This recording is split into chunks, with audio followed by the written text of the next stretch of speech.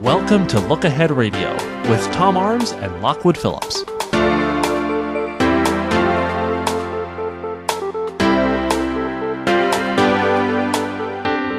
It's Wednesday afternoon, so it's an opportunity for me, Lockwood Phillips, here, your host, to present viewpoints from around the world with Tom Arms of LookAhead Radio. And as we begin the program, Tom, first I'll start with the weather, but then I want to move to issues there in France. So tell us, what's the weather like in London? Oh, it is so hot. It is really hot. I mean, in the 90s, bright sunshine, and I was melting. I was outside, standing on the corner for 8 hours today in the heat. I'm exhausted. Well, wait a second now. First off, it's nighttime where you are, unless we've had a change. It's still hot. Okay. And why were you standing on the corner for 8 hours? It's funny you should ask. My wife, who is also an American, an ex-American diplomat, is running for public office. Whoa. She's running for the council. Well, okay, you're allowed to be on the air with us, but she can't now because of FCC regulations, in spite of the fact that she's probably not worried about losing any votes here in the States. I say that tongue-in-cheek. Fascinating. What is the office for which she is seeking? She's running for the local council. Is that for the Tooting constituency? There are several layers here in the UK. There's Parliament. There is the county council, in our case, London Council, and then there is the local district or borough council. She's running for the local borough or district council, which has about the same power, sort of combination of the town council and the state legislature. Wow. The town council is responsible for things like education, local roads, the utilities, maintaining the infrastructure. There are about 300,000 people who live in Wandsworth, so she would be one of the councillors, if she gets elected, of course. There are 60 on the local council, so she'd be one of those who would be voting. And she's running as a Liberal Democrat. Well, those two terms... And I'm her campaign manager. Well, those two terms, Liberal Democrat, do segue beautifully here, as we understand that in the States. Tom, when is the election? 18th of August. All right, so just around the corner, literally. It is. Oh, they don't give you much time. She was just selected 2 days ago, and then you have to go out and get nominations. And so I was spending the day standing on street corners asking people to nominate her. Okay, so that's what you're looking to do. So you've done that, and she has been. And we have the nominations now. All right, Tom. Let's move from local politics. I want to go straight to the events in Nice, France, this past week. We thought about you right after it occurred, and thought that we might give you a call. But at that point, I decided there's still a lot of information waiting to be gathered. What has been the impact of that event, first in France and then around your area of Europe? Well, people are worried. By the way, we'll come to it perhaps later, but shortly after that, there was also a terrorist attack, a sort of terrorist attack, a knife attack on a German train. I think it came about 2 or 3 days after the attack in France. I think there's several things you have to say about France, which is a wonderful country. I have many friends in France. And there is a long history of immigration in France. They've come from Syria, Algeria, Lebanon, Tunisia, and Morocco. There are something like 4.5 million Arabs or Muslims living in France, the largest Muslim population in Europe. There is a very poor history of integration. They are not encouraged to integrate. Now, as opposed to Germany or there in the UK or Spain, for example? Yes. Really? Yes. There really is.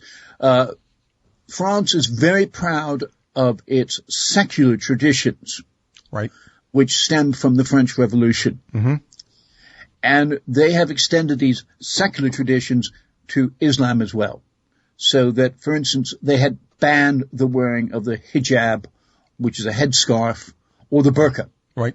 Women cannot wear it. Women are also not allowed to wear crosses Christian crosses.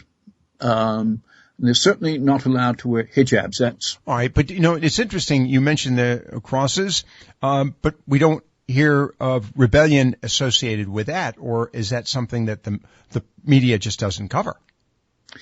Well, it's because the French people have this history, the ethnic, if you like, French people, the indigenous people, have a history that goes back to the French Revolution of being secular minded. All right, whereas the immigrants don't. Okay, it is. You're looking at poor assimilation there, for all intents and purposes, but still, the reaction, both of the French, but also Europe, this is damaging to efforts, I would think, and we'll talk about Germany here in a moment, but it's damaging the efforts on the part of the European community to accept the Syrian and various refugees from the Middle East.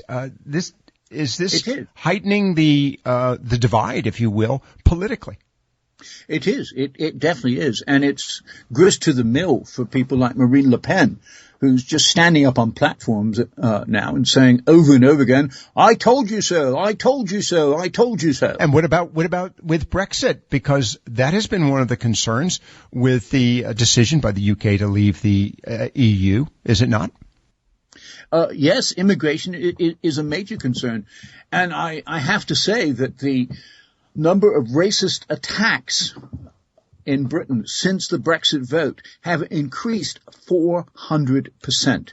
Racist in what way? Racist in what way? Are we talking attacks against folks of different ethnic groups? Yes. Middle Eastern? These are attacks that are reported to the police, and they are things like bricks thrown through windows, people shouting, Poles go home, East Europeans go home, whatever nationality go home.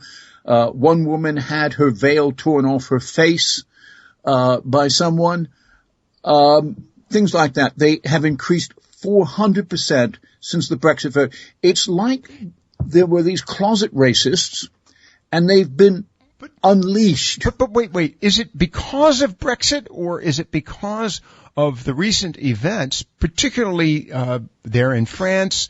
We've had other instances there in Great Britain, in London, as a matter of fact, where there have been terrorist efforts, bombings of your underground, also called the subway. So is it more a reaction to the events of the past couple of months as opposed to just the topic of the European Union and the economy? I think it's a combination of the two. Okay. I think that certainly people are worried about Islamic attacks, jihadist attacks, and this feeds the racism. It feeds the worry and the concern. But I think there are also a lot of people who feel that the days when they had to be politically correct have now gone away, and they don't have to be anymore. And as I said, it's like they've been unleashed. Okay, at the topic, I want to move to the economy here in just a moment, but we did bring up the topic of Germany, and there's a situation where I think there were two situations, and one involving an axe, another one involving a knife. What is happening in Germany? Because Chancellor Merkel has been a big proponent of accepting refugees, and she's promoted this both within the European Union and, of course, within her own country. So what is happening to the remnants of the European Union? And by the way, you'll note I use the word remnants. Well, I mean, it's still there. It's still there, but it's in trouble, yes. That's absolutely true. It's in trouble after Brexit. And I think it should be noted, and your audience would probably be interested to know, that the person who carried out attack on the train with a knife and axe was in fact a refugee. Right. He was an unaccompanied minor, which is even more interesting because there's a strong case to be made for accepting unaccompanied minors, because, making them a special case. He was in a foster home, and by all accounts, he was self-radicalized. Possibly he felt, cut off from his family and everything else. He made a video in which he said that he was out there for ISIS. ISIS released the video. He was clearly linked to them. He had an ISIS flag and everything else. Now, the reaction in Germany, it's absolutely split down the middle. Split down the middle. I think polls show that 50% of the people think that he's a victim of ISIS as much as the people he attacked are a victim, and another half think that he is almost evil incarnate. It's really divided the country and the media and everyone else. Look Ahead Radio will return in just a moment. This is Tom Arms of LookAhead Radio's World Report for the week beginning the 25th of July. LookAhead broadcasts tomorrow's news today so that you can plan to participate.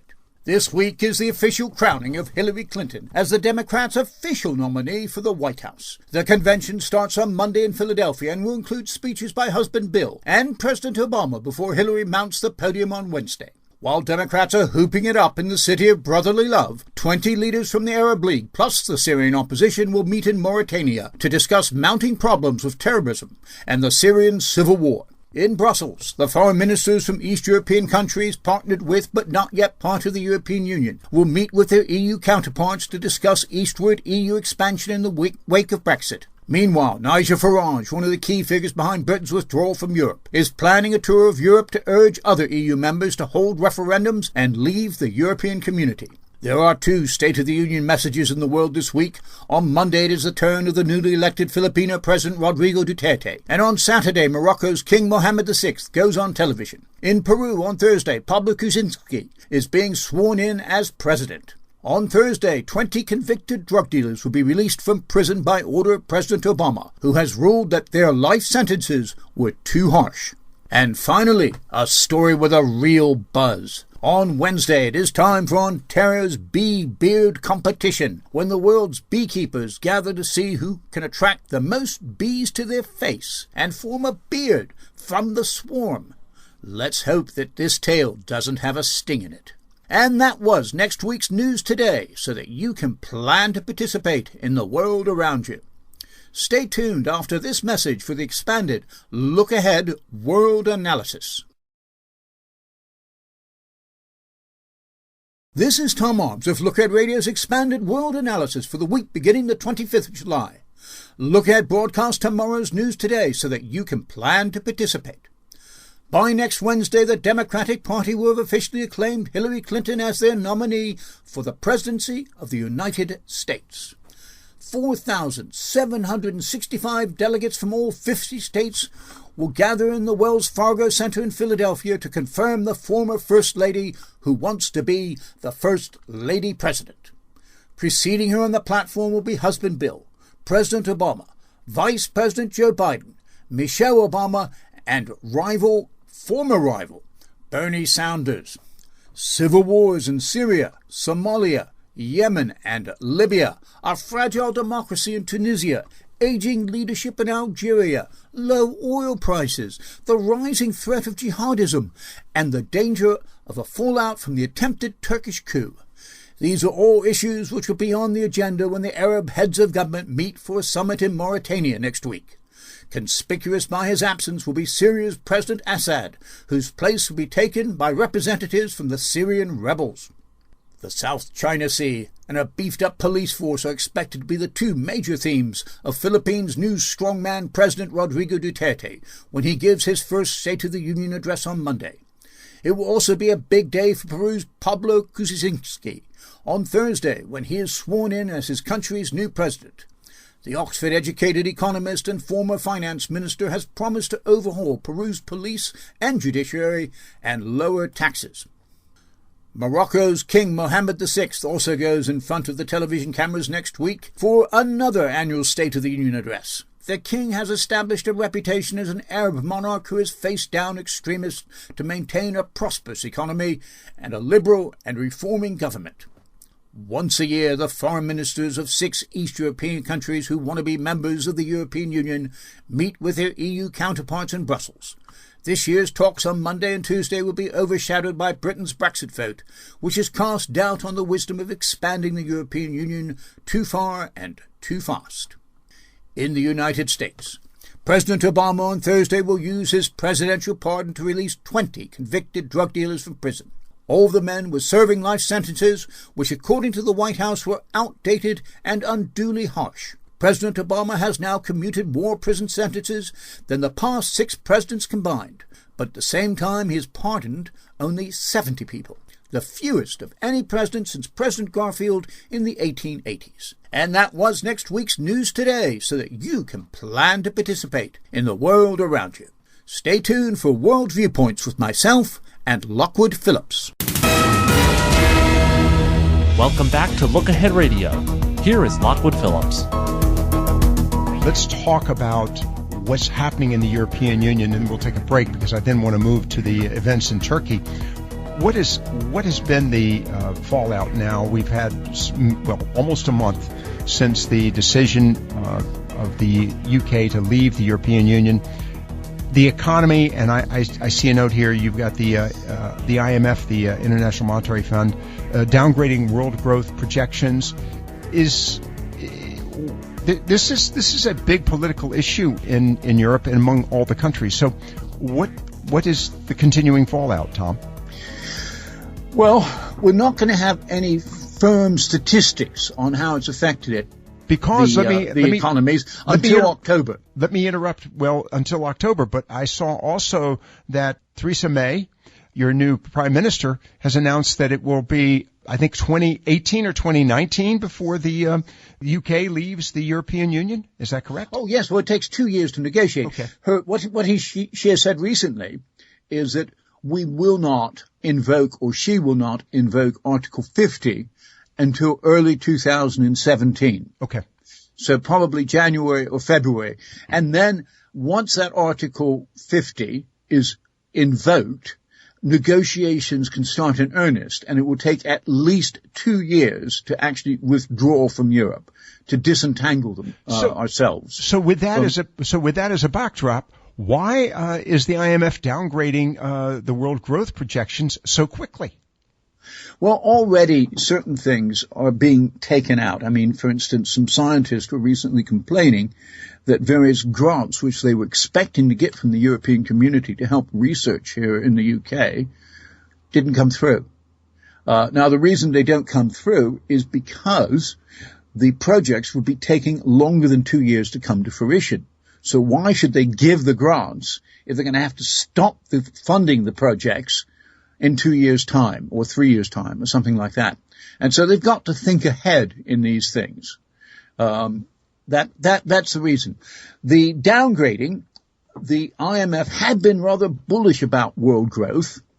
They're still fairly bullish because it hasn't been downgraded that much. It's been downgraded, world growth as a whole, from 3.2% to 3.1% at the end of this year. That will probably mean, you might get $50 or $100 less in your pocketbooks at the end of the year, right? Than you would have otherwise. But for the UK, it's going to be a bit tougher. They've downgraded the growth for 2017 in the UK from 2.2% to 1.3%, almost an entire percentage. That's a big cut. It is. Now, mind you, that's only a projection. That's what I was going to say. It's projection, and of course, a lot can happen between now and 2017 when Prime Minister May decides to, well, I guess the word is to initiate. When she outlines her proposals. Yeah, so a lot can happen. All right, we're going to get back to this. I want to talk now in just a moment, right after this break, as a matter of fact, about the situation in Turkey and what impact this is having in Europe, but also with NATO and our relations in the Middle East. You're listening, of course, to our program with viewpoints around the world with Tom Arms of Look Ahead Radio here on the Talk Station. Look Ahead Radio will return in just a moment. This is Tom Arms with LookAhead Radio's financial report for the week beginning the 25th of July. LookAhead broadcasts tomorrow's financial news today so that you can plan to make money. Central bank governors from 150 of the world's central banks meet on Wednesday and Thursday. The two keynote addresses will be given by European Central Bank Governor Mario Draghi and Zhao Zijian, head of the People's Bank of China. As soon as that conference finishes, another one starts in New York, the World Finance Conference. It will focus on bubbles, liquidity, and monetary price stability. Meanwhile, the European Union antitrust authorities face a Thursday deadline for the issuance of their review of the $130 billion merger of American chemical giants Dow and DuPont. Thursday also happens to be the same day that Dow Chemical Company announces its second quarter earnings. Other companies announcing quarter two earnings this week are Coca-Cola, Boeing, NASDAQ, and United Technologies on Wednesday. On Thursday, it is the turn of Thomson Reuters, Ford, Harley-Davidson, Colgate-Palmolive, and Marriott Hotel, while on Friday, quarter two announcements are expected from Anheuser-Busch, ExxonMobil, Xerox, and UPS. Economic statistics are unlikely to reveal the full impact of Brexit on the UK economy until October-November, but nevertheless, traders and economists will be studying the UK Industrial Trends Survey out on Monday, monthly GDP figures on Wednesday, and British money supply figures on Friday. Other European statistics out next week are the German Consumer Climate Report and monthly German unemployment figures. There will also be EU-wide unemployment figures and EU money supply statistics. Other economic indicators and announcements are the U.S. Red Book on Tuesday and the new home sales. And that was next week's financial news today, so that you can plan to make money. This is Tom Arms of LookAhead Radio's Sport and Entertainment Report for the week beginning the 25th of July. LookAhead broadcasts tomorrow's news today so that you can plan to enjoy yourself. Wagner fans from around the world will be descending on Bavaria next week for the annual Bayreuth Festival of the composer's works. But don't bother if you haven't already booked your tickets. It takes years to get them. But you should have no problem gaining admittance to Europe's top horse racing festivals. There are two big ones next week, the Goodwood Races on Britain's Sussex Downs and the Galway Festival, Ireland's premier horse racing event. If you've lost your money on the ponies, then head to Windsor, Newfoundland for the Media City Film Festival. Admittance to a week of films and documentaries is completely free. Not free, but already receiving rave reviews is the third film in the Planet of the Apes franchise, which is released in movie theaters next week. But the big event for Harry Potter fans will be Sunday's publication in book form of Harry Potter and the Cursed Child, which has already appeared in digital format. The story follows on 19 years after the end of the original series, with Harry now working at the Ministry of Magic. The release date also coincides with Harry Potter's fictional birthday. Also on Sunday, American teenagers can vote on their favorite actors, fashionistas, sports athletes, and singers during the Teen Choice Awards. The event, airing on the Fox network, takes place every year at the Gibson Amphitheater in California's Universal City. There are prizes for Best Breakup Song in the Music category, or Best Reality in the Television category. The Movie category awards also include Best Villain and Best Kiss. Winners receive custom-made surfboards. And that was next week's sport and entertainment news today, so that you can plan to enjoy yourself. We now return to Look Ahead Radio. Here is Lockwood Phillips. It's Viewpoints Around the World with Tom Arms of Look Ahead Radio with us this afternoon. And Tom, so much going on in the world. As a matter of fact, it was a crazy, crazy week last week with both the events in Nice, France, and now, of course, the coup in Turkey, which was initiated Friday afternoon here, U.S. time, and then over by Sunday morning. That was a fascinating and a disturbing event. What is the European opinion of that? What are you hearing there, and how is it being reported? Well, there is a real concern across Europe. In fact, there's a real concern in Washington, people I've spoken to there. And there's a concern that Erdogan will use the coup to push through constitutional changes to give him more power and to move Turkey away from secularism, its traditional secularism, towards an Islamic state. Right. They're really very, very worried about it. Now, they are worried about it for what reason? Is it because of the events in the Middle East? And of course, Turkey is an opponent of the Islamic State as we know it in its official status, or ISIL or ISIS. But why is there concerns related to the Islamic State process for Turkey first? Well, let me just go back and say that they're worried because he has focused so heavily on absolutely crushing the military and the judiciary and the educational establishment. I mean, he's locked up all the judges, 6,000 military people, and something like 36,000 educationalists. And about 1,000 reporters, I might add. Yeah. Journalists. Yeah. Now, these people are traditionally the guardians of secularism, of the Ataturk, Kemal Ataturk secularism, which started in the 1920s. They regard themselves as the guardians of secularism. And they have been quietly opposing Erdogan and his move towards a more Islamic Turkey. And a lot of people think, he might have actually tried to push them towards a coup in order to lock them up. I mean, to lock up so many people so quickly sort of begs the question, did he have a little list? Right.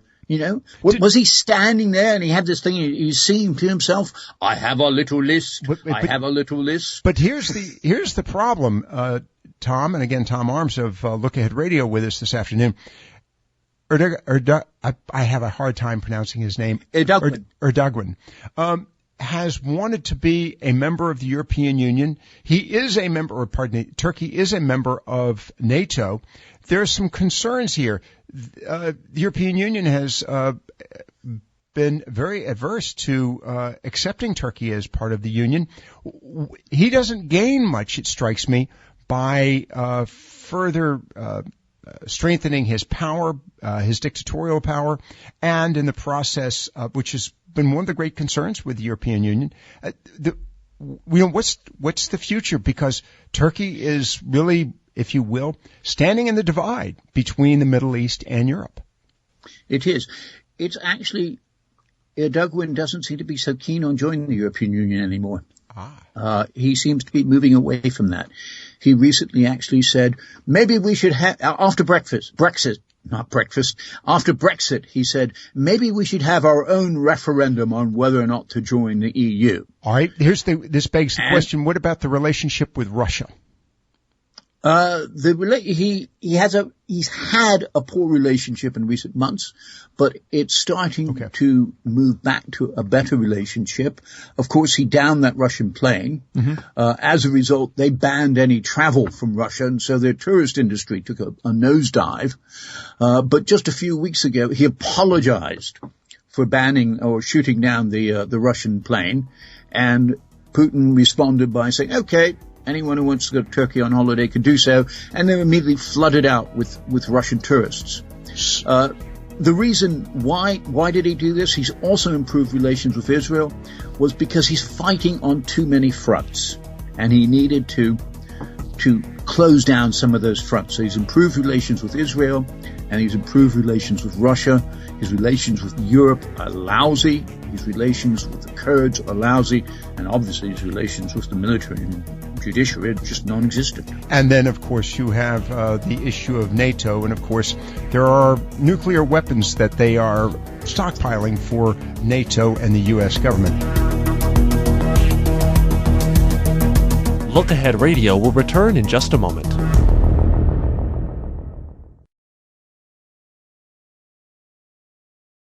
Observations of an Expat by Tom Arms.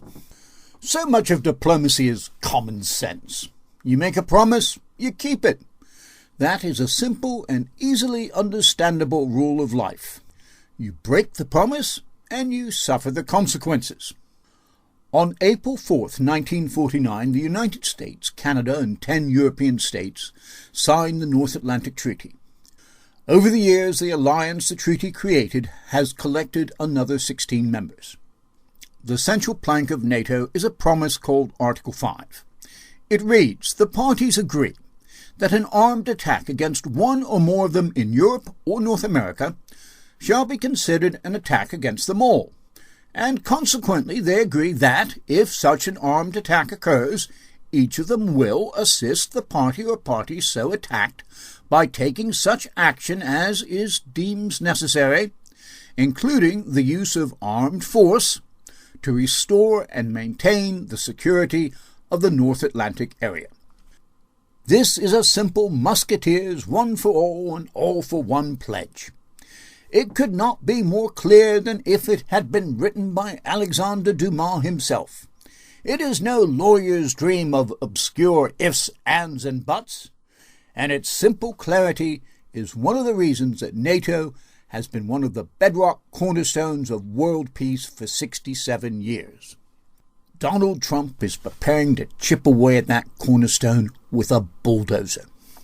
He made that clear this week in his interview with the New York Times. While Republican delegates in Cleveland were chanting his name, Trump was telling David E. Sanger and Maggie Haberman that if America's NATO allies did not cough up more cash, then he was prepared to tell them, "Congratulations! You will be defending yourself." To be fair, there is some justice behind the unveiled threat. The defense budgets of NATO members are supposed to be at least 2% of each country's gross domestic product. Only 4 NATO countries meet that target: Britain, the United States, Greece, and tiny Estonia. The United States is a staggering 4.4% of GDP. Both America and Britain have shouted loudly and for some years at other NATO members to cough up. But Trump is the only political leader to have threatened to destroy the alliance of America's biggest trading partners and closest political allies. The Republican nominee takes a businessman's approach to diplomacy. He negotiates hard. His clearly stated tactic is to be absolutely honest about his goals and be prepared to walk away from the table if he doesn't achieve them. Well, that's fine in business. In New York boardrooms, you're dealing with one other executive or a small team of like-minded individuals. Talks between countries are a bit more complicated. Negotiators have to take into account an array of special interests on both sides, and these special interests breed like nympho rabbits in the Western democracies which abound throughout NATO. In fact, it is these democratic systems that NATO was created to protect. On top of that, if you walk away from a business deal, you can always find another one. But there's only one Europe on the other side of the Atlantic. There's only one Japan, Australia, New Zealand, and South Korea on the other side of the Pacific. In fact, there's really only one world. Finally, I think it is worth pointing out that over the years the main purpose of NATO has been to extend the American defensive umbrella over Europe. Yet in the long history of the world's most successful alliance, Article 5 has only been invoked once. When it was invoked, it had nothing to do with an attack on Europe. It was invoked on September the 12th, 2001. Less than 24 hours after Al-Qaeda brought New York's Twin Towers crashing to the ground. Welcome back to Look Ahead Radio. Here is Lockwood Phillips. I want to move on to other items here. I want to move outside of Europe, and I want to go to a constitutional change in Japan, abdication of Emperor Akihito, and then we'll get to, if we can, the sunscreen on British pigs. What about the future of Japan? This is significant. Well, this is very significant.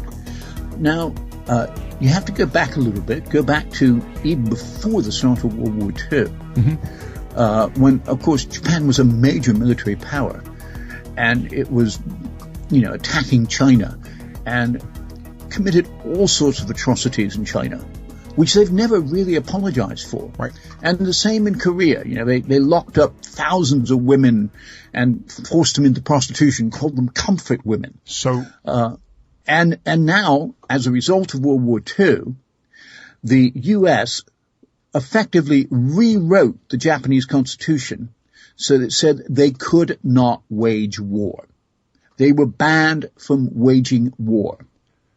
And in fact, they didn't even have anything approaching a military again until 1954. But now that we've got growing concerns with China and North Korea, is this the reason that the Constitution's being considered? Okay. Well, what's happening is that the Prime Minister, Abe, wants to change the Constitution to allow them to wage war again, to wage offensive war if they need to. That's something This is a major change. This is a major change. And the reason is because of the threat from North Korea and the growing Chinese military. This is a story we're going to follow up and stay attuned to, because there are so many now fronts, for want of a better description, Tom. Tom Arms, of course, of LookAhead Radio with us this evening. Tom, I'm sorry we can't get to the issue of sunscreen for British pigs. I just want to put that out for people to think about. You've been listening, of course, to Viewpoints with Tom Arms of LookAhead Radio.